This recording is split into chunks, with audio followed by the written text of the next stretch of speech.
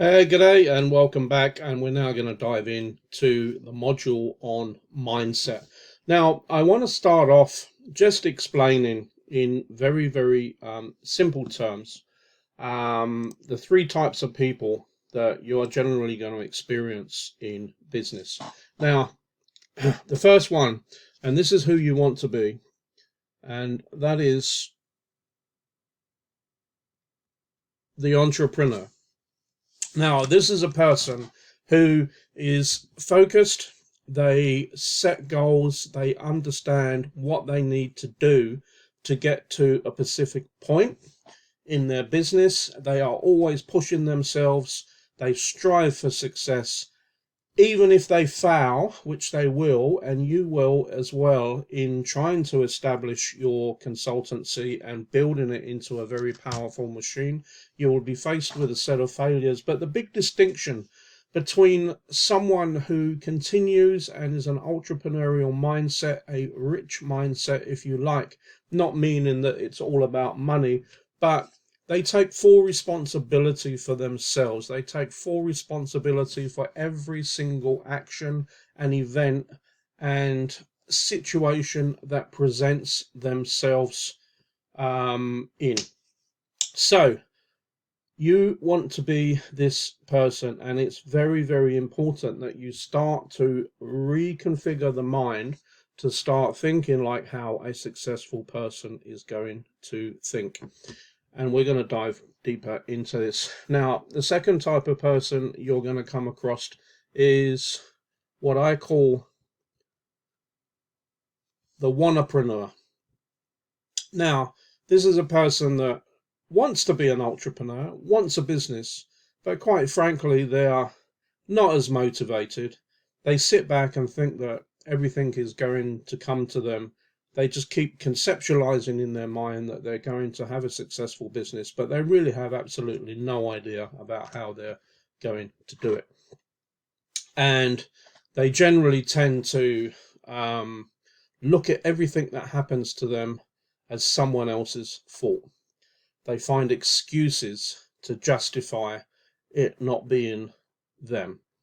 So the third one is probably the worst, and that is what I call the ghost. Now, this is someone that really just blames everything on everybody else. And you need to think long and hard about these three types of individuals and how it seriously look at yourself and how that applies to you. So the ghost is someone that just blames everything that happens to them on something else. Like it's their employer's fault, it's their wife's fault, it's their husband's fault, it's their mum or dad's fault, or their brother's fault, or the government's fault. No matter what, it's someone else's fault. They look to blame because they cannot face themselves in the mirror to accept that what has just happened is a direct result of something that they have done, said, or taken action upon that hasn't worked in their favor, and the blame just starts to shift. Now, number three generally never ends up very successful.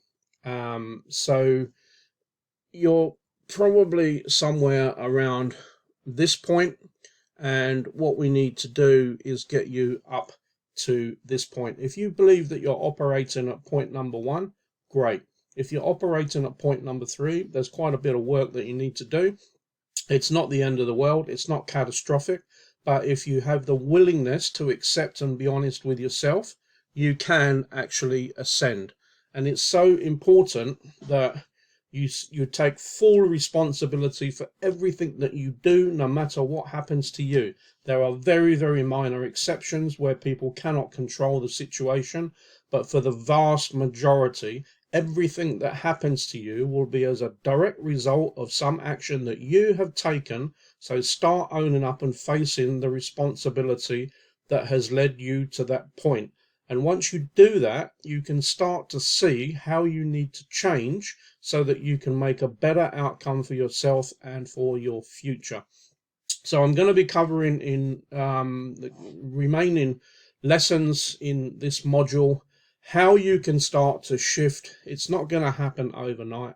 A lot of people have a lot of what I call mental junk occurring in their subconscious. So for those of you that are not aware, the brain is made up of around 5% conscious and 95% subconscious. And the 5% is what keeps us operational on a daily basis. The 95%, considering it like your hard drive of a computer, it stores everything that has ever happened to you in your life.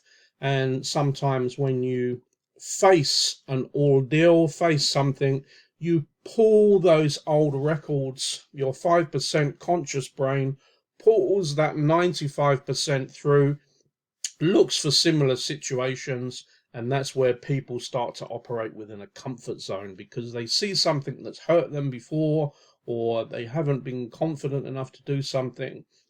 They are looking at their future through a lens of what's happened in the past.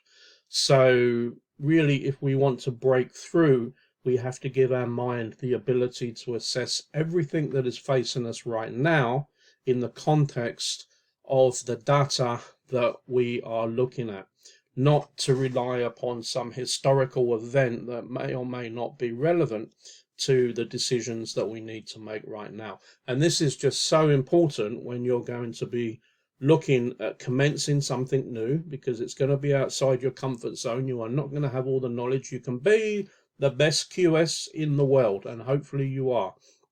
But if you've never run a business, you're going to face a lot of challenges that you have not been seeing or have experienced before. And this is where you need that mental junk to be removed as much as possible, and for you to focus on the data and the reality of what you are dealing with right now in today's environment. Because let's face it, none of us can change what has happened in the past. That would be a nice thing to have. I certainly would probably be one of the first subscribers to a service that could do that, but the reality of it is that you cannot. All you can do is you can control right now, because that's the moment that we live in. You can control how your future progresses by taking calculated, sensible, data-based actions, and set yourself goals as to how this is all going to eventuate, and not to be held back by limiting beliefs of stuff that has happened to you in the past. So to wrap up this lesson, out of all of those three individuals, you have to be a person who is willing and able to take responsibility for themselves. And this is really the most important part that I'm going to share right now. You have to be in this to win. I'll repeat that. You have to be in this to win. Now, what I mean by that is you have to tell yourself that you are going to win. There are no second chances. There are no runners-up prizes. If you are going to have a consultancy that you are going to be proud of, and you know that you can deliver high quality services to your clients, then you have to be in this to win. If you're in this with a 50%, well, maybe, I guarantee you this will not work. The reason why, you have to have 100% in this, 100% skin in the game. Now, this is all well and good if you're working, I'm going to delete all of this, if you're working in your 9 to 5 job, for example, because it's kind of like a bit hard, isn't it, to dedicate 100% of your time when you are working for someone else. Now, I'm going to be covering this as well, but it's really the mindset principle that I want to stress, of you being in it 100% to win, rather than the time that you have in your day to allocate to making yourself successful, if that makes sense. So I don't want you to be confused in what I'm saying, or get mixed messages about that. It's 100% in it to win from a mindset perspective. We're going to cover time and time management and how you go about, because what I'm going to be suggesting later is that you do not just run in on a Monday morning after watching this opening module and say, I quit because I'm going to start my own consultancy practice. No, no, no, no, no, no. Please do not do that. You have to be prepared to put in the work to build your consultancy on the side without conflict to your employer and without compromising what you should be doing for your employer. Give them full integrity. That's very important. But you're going to have to work simultaneously on building this until you get it to a point where you have enough revenue, predictable for the future right now and predictable for the future, for you to say, I don't need a full-time job any longer. Okay.